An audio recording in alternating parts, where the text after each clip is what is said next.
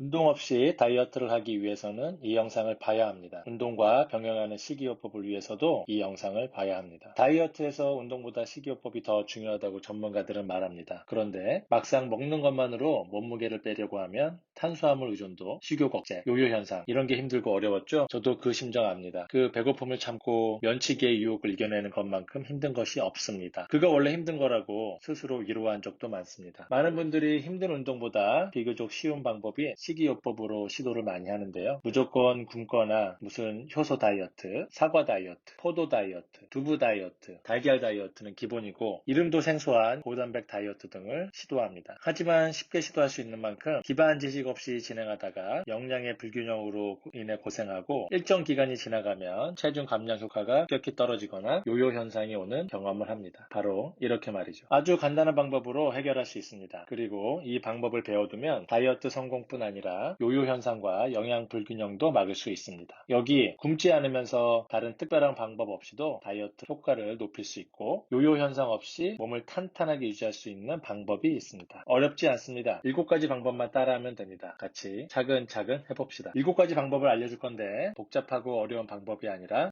일상생활에서 지키기만 해도 완벽에 가까운 다이어트를 할 수 있습니다. 첫 번째, 식사는 여러 가지 식품을 골고루 먹는다. 단, 탄수화물의 비중은 줄인다. 영양소들은 체내에서의 기능이 각각 다르므로 다양한 식품을 먹음으로써 영양소 간의 균형을 이루어 과부족이 되지 않도록 합니다. 단, 탄수화물의 비중은 10% 미만으로 줄입니다. 탄수화물은 체내에서 당으로 변하기 때문입니다. 저탄수화물 고지방식을 하게 되면 우리 몸은 탄수화물 대신 지방을 에너지원으로 사용하게 되는데요. 우리 몸에 들어온 지방은 지방산으로 바뀌고 지방산의 대부분은 근육 조직과 신장 조직에서 에너지원으로 쓰입니다. 그리고 지방산의 일부는 간에서 분해되어 케톤이라는 물질로 바뀌게 됩니다. 즉, 저탄수화물 고지방식을 하게 되면 우리 몸의 에너지원이 당에서 지방, 케톤으로 바뀌게 됩니다. 우리 몸을 유지하기 위해서 지방을 사용하는 것입니다. 그러니까 당이 에너지원일 때는 평상시에 당을 사용하고 운동으로 지방을 태웠다면 케톤이 에너지원일 때는 평상시에도 지방을 태우고 운동할 때도 지방을 태웁니다. 이 화면은 2016년 MBC에서 방영한 지방의 누명 2부에서 발췌한 것입니다. 일반인이 단지 한 달간의 식이요법만으로 지방을 태우는 능력이 운동선수보다 좋아진 거죠. 자세히 말하면 지금 이 순간에도 지방을 태우기 위해서 특별한 무언가를 하지 않지만 지방을 연료로 쓰고 있는 것입니다. 저탄고지 식이요법에 대해서는 드리고 싶은 얘기가 많습니다. 다음번에 더 자세히 다루도록 하겠습니다. 두 번째, 하루 세끼는 반드시 먹고 마음껏 양껏 먹되 일정 시간에 규칙적으로 먹는다. 여러 이유로 세끼 중 특히 아침을 거르는 사람들이 많습니다. 아침을 거르게 되면 점심 이전에 간식을 하거나 점심 식사에 과식하기 쉽습니다. 또한 공복 시간이 오래 지난 후에 먹으면 체내 에너지 흡수율이 높아지고 에너지가 체지방으로 축적되기 쉬운 상태가 됩니다. 아침에 시간이 없거나 식욕이 없어서 식사를 하기 어려운 사람은 간단하게 우유나 유제품, 선식, 과일 등이라도 먹도록 노력합니다. 그럼 규칙적인 식사란 무엇일까요? 규칙적인 식사란 아침 식사, 점심, 저녁을 5시간 일정한 간격으로 세 끼 모두 먹는 것을 말합니다. 예를 들어서 아침 8시에 식사를 했다면 5시간 후 점심 식사를 하도록 하고 또 5시간 후 저녁 식사를 하는 것을 말합니다. 아침을 몇 시에 먹었는지를 기준으로 하여 일정한 간격으로 세 끼 식사를 하는 것을 말합니다. 그렇다면 규칙적인 식사를 하면 왜 좋을까요? 전문가에 따르면 규칙적인 식사를 하게 되면 소화 시간이 일정하여 영양분이 고르게 공급됩니다.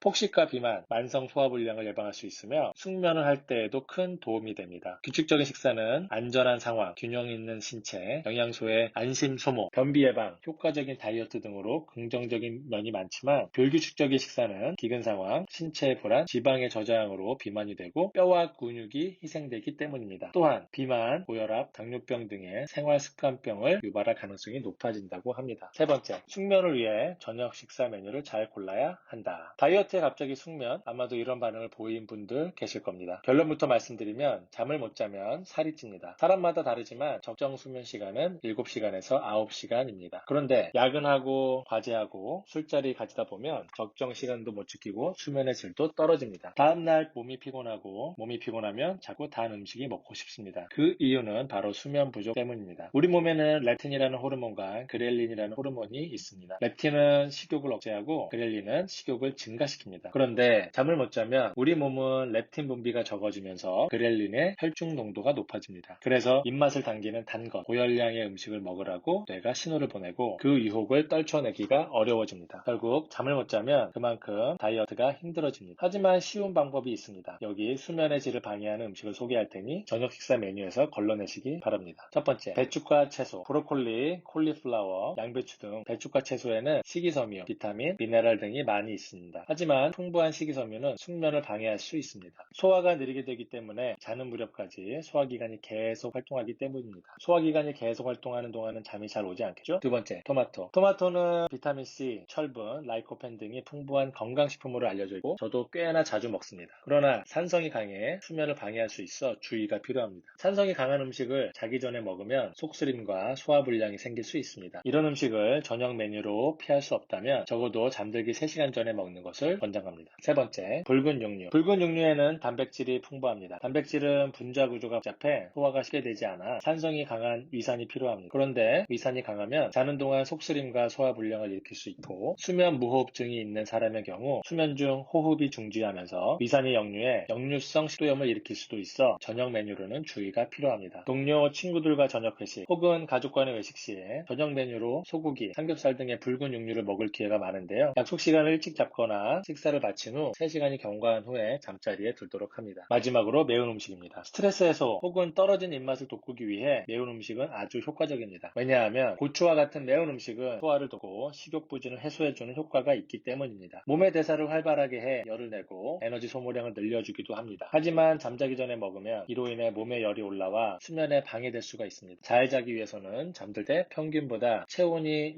0.5도에서 1도 정도 감소해야 하기 때문입니다. 또한 매운 성질은 속쓰림을 유발해 수면을 방해할 수도 있습니다. 이런 이유로 매운 음식은 가급적이면 점심 메뉴로 드시는 것을 추천합니다. 네 번째, 식사 방법입니다. 과식을 피하고 소화를 잘 시키기 위해서 식사는 천천히 한다. 많은 전문가들은 식사 후 30분 정도의 시간이 지나야 혈당치가 올라가 뇌 속 시상하부의 포만 중추가 활성화되어 섭식작용을 억제한다고 합니다. 하지만 식사를 빨리 하면 포만감을 느끼기까지 시간이 남습니다. 그래서 과식하기 쉽습니다. 그러므로 가장 좋은 방법은 한 입에 적어도 20번 이상 씹어 먹거나 대화를 나누며 식사를 하는 것이고, 그렇지 못하면 자기 나름대로의 식사 요령을 만들어 실천하는 것이 좋습니다. 예를 들면 다음과 같은 방법들이 있습니다. 밥이나 고기보다는 채소나 국과 같은 수분이 많고 칼로리가 낮은 것부터 먹습니다. 한 입 먹을 때마다 수저를 내려놓거나 하여 잠깐씩 멈춥니다. 이렇게 해서 식사 시간을 늘리는 것입니다. 처음부터 30분까지 늘리긴 어렵지만 매일 조금씩 늘리다 보면 충분히 가능한 시간입니다. 다섯 번째, 가공식품을 피하고 천연식품을 선택한다. 먼저 천연식품과 가공식품의 차이를 알아볼까요? 화학물질의 첨가 없이 단일 성분으로 이루어진 식품이라면 이것이 분쇄되거나 병에 담겨져더라도 천연식품입니다. 하지만 화학적으로 처리됐거나 정제된 재료 또는 인공물질로 만들어진 것은 가공식품입니다. 그렇다면 왜 가공식품이 안 좋을까요? 가공식품은 대부분 튀긴 음식, 기름진 음식, 설탕 음식입니다. 기름진 음식은 노폐물을 많이 만들어 간을 피로하게 하고 지방간을 유발합니다. 간에 부담을 줄 수 있습니다. 다음으로 얻을 수 있는 영양성분이 적습니다. 천연식품에는 가공식품에서 얻을 수 없는 영양성분이 많습니다. 가공을 많이 할수록 더 적은 영양분을 얻는 것입니다. 어떤 가공식품은 가공 중에 손실된 것을 보충하기 위해서 인공 비타민 및 인공 무기질이 식품에 첨가되기도 합니다. 그러나 인공 영양소는 천연식품에서 얻을 수 있는 성분을 대체하기에는 턱없이 부족합니다. 마지막으로 식이섬유가 적습니다. 수용성이며 발효 가능한 식이섬유는 여러 건강상의 이점이 많습니다. 그러나 가공식품 대부분은 가공 중에 일부가 제거되거나 손실되어 식이섬유가 적습니다. 결론적으로 가공식품에는 몸에 잘 맞는 천연식품이 없거나 적기 때문에 건강에 해롭고 다이어트를 방해합니다. 그래서 가공식품보다는 천연식품을 먹는 것이 건강한 다이어트에 좋습니다. 다음은 여섯 번째 식사 습관입니다. 최대한 설탕 섭취를 줄인다. 이것은 1번과 비슷한데요. 당을 줄이는 방법입니다. 많은 연구에 따르면 설탕은 열량 그 이상으로 신진대사에 치명적인 영향을 줄 수 있다고 합니다. 그 중에 심장질환, 당뇨, 비만과 직접적으로 연관이 있습니다. 특히 단맛은 과식을 유도합니다. 인간의 식욕은 달고 짠맛, 기름진 맛에 끌립니다. 왜냐하면 이러한 음식을 통해서 생존해 왔기 때문에 본능적으로 이런 맛을 좋아합니다. 그래서 단 것을 먹다 보면 그 유혹을 쉽게 뿌리치기 어렵습니다. 특히 탄산수와 액상과당이 첨가된 음료수를 통해서 자신도 모르게 많이 섭취하는데요. 각별한 주의가 필요합니다. 마지막 7번째입니다. 먹고 있는 동안 다른 일을 동시에 하지 않는다. 일을 하면서 또는 텔레비전이나 책 등을 보면서 간단한 음식이나 간식을 먹기 시작하면 무의식 중에 많이 먹게 되는 경우가 있습니다. 특히 텔레비전을 보고 있으면 있으면 각종 식품 광고 등의 유혹을 받기 쉽습니다. 그러므로 먹을 때는 먹는 것에만 집중하고 텔레비전 시청 시간도 되도록이면 줄이도록 합니다. 요즘 혼밥하면서 스마트폰을 보는 분들이 많습니다. 스마트폰을 보면서 식사하면 집중도가 떨어져